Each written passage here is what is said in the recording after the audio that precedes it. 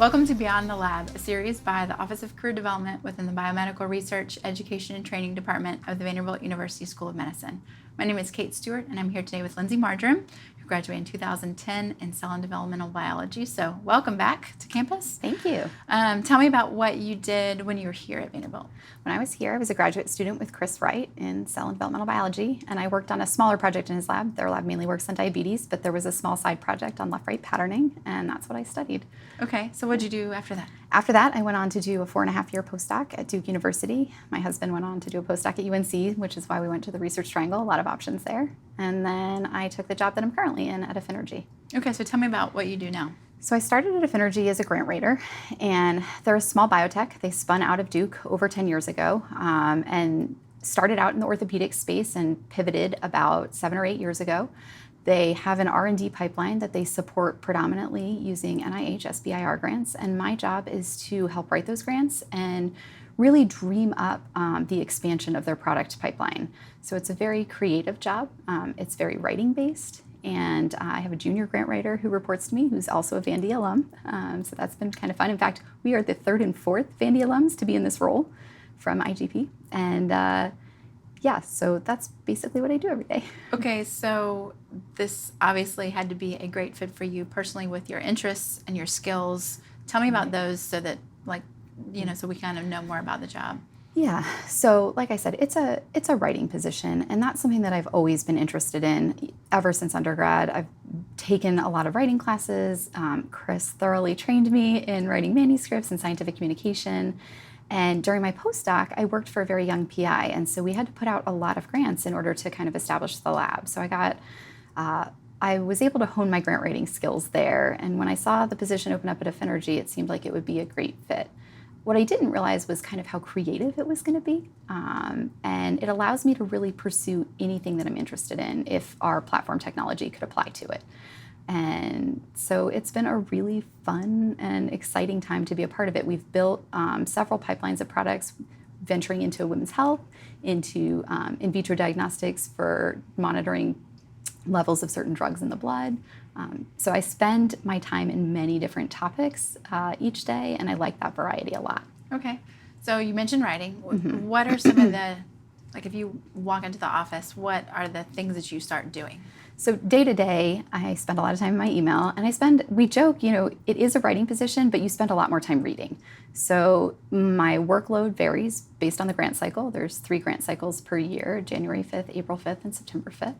And my workload varies depending on how close we are to a grant deadline. We have 20 scientists in the company, and they're actively working in the lab. And so as we're at the beginning of a grant cycle, I'm looking up new project ideas and developing them and assessing, strategic feasibility.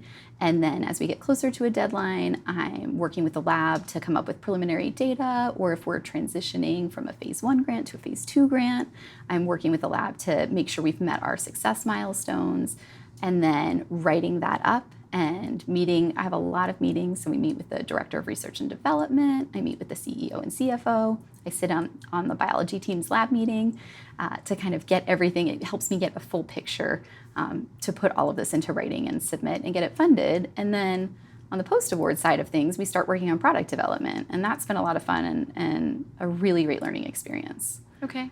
So you mentioned that you were in a position that other people from Vanderbilt had been in. I'm sure there was some networking involved in you finding this job. Tell me about your networking experiences, or maybe your personal strategies in that way. Yeah, it's a funny story. So it's a little bit of serendipity.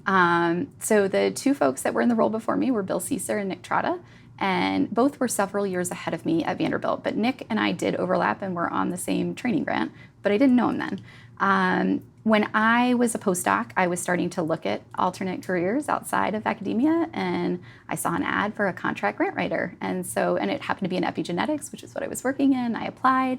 It was for a small biotech being incubated outside of UNC, and got that position. And it turns out that Nick was the one overseeing this part of the job, and we realized we had both been at Vanderbilt, and what a funny coincidence. Nick taught me the ins and outs of SBIR grant writing. And then a couple months later, a job popped up at Affinergy. And so I sent Nick an email and said, I'm going to apply for this position. Would you be willing to serve as a reference? And he said, funny story, I'll do you one better and call the CEO. I worked there 8 years ago. So it wasn't by traditional networking, or it was unintentional networking that I got that, but it was instrumental in getting the job. I actually saw the ad a little late, and they had another candidate in mind. And they interviewed me anyway, and then I ended up getting the job.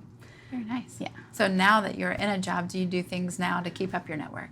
Yeah, there's a ton. So in RTP, North Carolina, there's a ton of networking events. Basically weekly, you could find one. There's a lot at the NC Biotech Center. And I do a lot of more informal networking, just one-on-one, grabbing coffee with folks. Sometimes you just, if I'm working at the Biotech Center doing some market research, I might run into somebody new and we talk, and you end up swapping business cards and meeting up later. So yeah, I do that to keep that up to date, and I spend time on LinkedIn as well. Okay. So our graduate students and postdocs, they know that they're interested in writing, but they don't know where or why or what that means for them. What are some ways that they can either narrow their scope or kind of focus on certain industries or job titles that might be right for them? There are a lot of hats you could try on for this. I know, regulatory writing has become a really popular thing for folks to pursue, and it's great. And there's a ton of places where you could probably do an internship. I did a 10-hour per week internship with a regulatory affairs company while I was a postdoc. And I also did editing for a company called Am Editor, also started by a Vandy alum, Jennifer Van Valkenburg.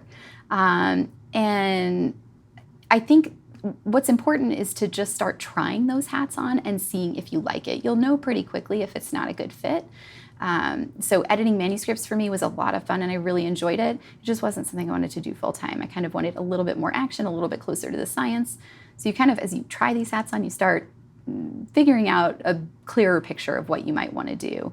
If grant writing seems like something you might be interested in, your PI will never turn you down for writing a grant. There's probably a few small biotechs around here who would welcome a contract grant writer as well for, a phase 1 SBIR. So these are all things that I would encourage folks to try. It's easy enough to do on nights and weekends, so it wouldn't interfere with your day-to-day lab work. Okay. So if you weren't that far away from your graduate training experience, if you had to do it over again, or if you would do things differently, are there some things that you would recommend folks do now while they're currently in training? Yeah. I think the biggest thing for me was not thinking about it early enough. It hasn't hurt me by any means, and doing a postdoc for me personally was necessary because that's where I really honed my grant writing skills. But thinking about it earlier and maybe making more deliberate moves is also a really great idea. Going to the career seminars is so important.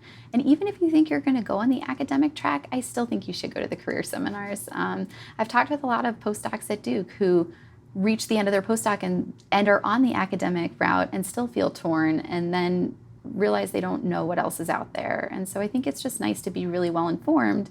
And worst case scenario, you become a PI and you can better inform your own students in the future. Very nice. So tell me about that transition from academia to somewhere more corporate. What are some of the differences that you noticed that you'd want other people to know too?